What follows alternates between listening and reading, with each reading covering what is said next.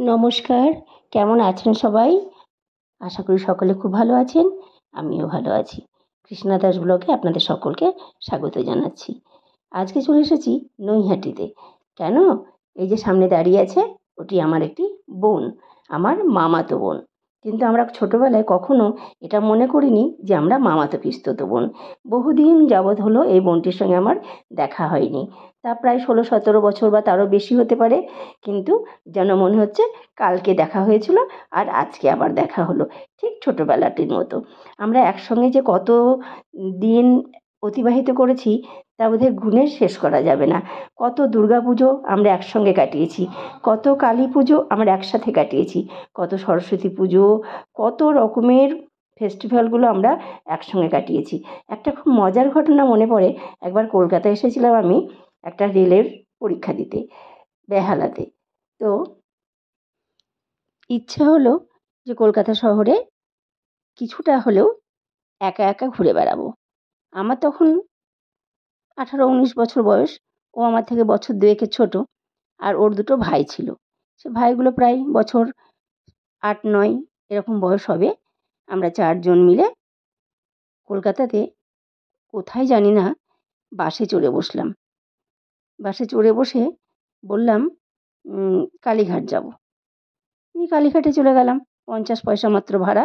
যেখানে যাব সেখানেই 50 পয়সা ভাড়া। কালীঘাটে চলে গেলাম। কালীঘাটে গিয়ে মায়ের দর্শন করলাম। আজ পর্যন্ত আর মায়ের দর্শন করতে পারিনি। জানি না মায়ের কাছে কবে কোনদিন গিয়ে পুজো দেবো বা দেখব। কিন্তু সেই ছোট্টবেলায় কলকাতা শহরে একা গিয়ে কালীঘাটে মায়ের পুজো দিয়ে এসেছিলাম। তারপরে বাড়ি ফিরে এসেছিলাম। কিন্তু হারিয়ে যায়নি, কিচ্ছু হয়নি। কেন যে হারালাম না সেটাও বুঝতে পারি না। গল্পের বই পড়ে পড়ে এমন একটা ধারণা তৈরি হয়েছিল কলকাতা সম্পর্কে যে কলকাতাতে ছোট বাচ্চা, ছেলে মেয়ে এসব গেলে পরে হারিয়ে যায়। কিন্তু কই, আমি কিন্তু হারিয়ে যাইনি। ও কিন্তু আমার উপরে ভরসা করেই কিন্তু গেছিল সেদিন। তারপর আরেকটা ঘটনাও মনে পড়ে। আমরা ওই 3-4 ভাই বোনেই একদিন ছুটে চিড়িয়াখানাটা দেখে কভার করে নিয়েছিলাম। তার মানে হাতে ছুটি কম ছিল বলে, চলে আসতে হবে বলে ওই দৌড়ে আমরা ওই চিড়িয়াখানাটাকে আমরা দেখে নিয়েছিলাম। আর একদিন গেছিলাম বিকেলবেলা ভিক্টোরিয়াতে। ভীষণ ভালো লেগেছিল। আর ঝিরঝির করে বৃষ্টি হচ্ছিল। কলকাতার ওই ঝিরঝিরে বৃষ্টিটা আমার ভীষণ প্রিয়। কখনো একটু ছাতা ফোটাতে হচ্ছে, কখনো বা ফোটাতে হচ্ছে না। ওই জিনিসটা আমার ভীষণ ভালো লাগে। তো কলকাতার ওই ঝিরঝিরে বৃষ্টিতে ভিক্টোরিয়াতে আমরা 4 ভাই বোন মিলে একটুখানি ঘুরে এসেছিলাম। খুব ভালো লেগেছিল।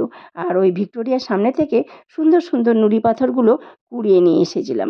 যাই হোক, এরকম মিষ্টি অনেক ছোট টুকরো গল্প আমার মনে আছে। বোনের মনে আছে কিনা বলতে পারবো না, কিন্তু আমার মনে আছে। আর একসঙ্গে আমরা ঘুমাতাম, খেতাম, বেড়াতাম, স্নান করতাম। একবার ওর খুব ইচ্ছে হলো গ্রামে এসে নদী, নালা, গাছপালা এসব দেখার। তো আমরা সেই মতো মামাকে বলে ওকে নিয়ে আমাদের গ্রামের বাড়িতে চলে এলাম। গ্রামের বাড়িতে এসে ও দীর্ঘদিন আমাদের বাড়িতে আমাদের সঙ্গে আমারও আরও 2টো বোন ছিল। আমরা খুব আনন্দের সঙ্গে ওই 2 মাস না 1.5 মাস 3 মাস মতো আমরা ভীষণ আনন্দের সঙ্গে কাটিয়েছিলাম। ভীষণ সেই দিনগুলো আনন্দের ছিল। সেই আনন্দের দিনগুলো এখন তো আর আসে না। কেমন যেন ফিকে হয়ে গেছে। তবুও যেন মনের মণিকোঠায় উজ্জ্বল হয়ে জ্বল করছে। আবার সেই দিনগুলো তো আর কখনো ফেরত পাবো না। শুধু স্মৃতিগুলো একটু আওড়ে নিলাম। আপনাদের কেমন লাগছে আমার এই স্মৃতি আওড়ানো ভিডিওটি? ভালো লাগলে অবশ্যই একটা লাইক, একটা কমেন্ট করে দেবেন। আজকে আমার বোনের বাড়ি এসেছি নৈহাটিতে। এখানে আমার সাথে এসেছে আমার মাসি। আপনারা সব জায়গাতে কিন্তু আমার মাসিকে আমার ভিডিওতে দেখে থাকেন। আমি বলেও দিয়েছি মাসি আমার বন্ধু কম, মাসি কম, বন্ধু বেশি। তো সে মাসিকে নিয়েই আমি চলে এসেছি আমার এই বোনের বাড়িতে, নৈহাটিতে। তো সেখানে ওরা সকাল আমাদের আসতে বলেছিল, কিন্তু আমরা এসেছিলাম বিকেলবেলা। এই যে আমার মাসি। এখানে ভীষণ গল্পে ওরা মজে গেছে আর আমি মোবাইল ধরে ক্যামেরা করতে লেগেছি। দেখুন কি সুন্দর কুয়ো থেকে জল তুলছে।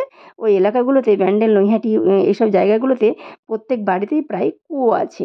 হ্যাঁ, তো ভীষণ আমার এই জিনিসটি আমাকে খুব ভালো লাগার একটা আমার জিনিস। যদিও আমাদের কখনো কুয়ো ব্যবহার করতে হয়নি। যাই হোক, গল্প করতে আমরা সময় পেরিয়ে এসেছিলাম অনেকটাই। এবার আমাদের বাড়ি যাওয়ার পালা। বাড়ি যাওয়ার পথে আমরা একটু নৈহাটি বড় মাকে দর্শন করে যাব। নৈহাটির বড় মা দর্শনের ভিডিওটি আগেই আমি পোস্ট করে দিয়েছি। আপনারা যদি কেউ না দেখে থাকেন তাহলে অবশ্যই গিয়ে ওই ভিডিওটি দেখে নেবেন। সঙ্গে থাকার জন্য অনেক ধন্যবাদ। ভালো থাকবেন, সুস্থ থাকবেন, আনন্দে থাকবেন। কেমন লাগলো আমার এই ছোট্ট বোনেরকে নিয়ে যে ভিডিওটি বানালাম, আপনাদের স্মৃতিচারণ করলাম, আপনাদের কেমন লাগলো আমার এই ভিডিওটি অবশ্যই লাইক আর কমেন্ট করে জানাবেন। এই যে মায়ের মন্দিরের ছবিটিকে দিয়েই আজকের ভিডিওটিকে শেষ করছি। সকলে খুব ভালো থাকবেন, সুস্থ থাকবেন, আনন্দে থাকবেন। অবশ্যই একটা লাইক আর কমেন্ট করবেন।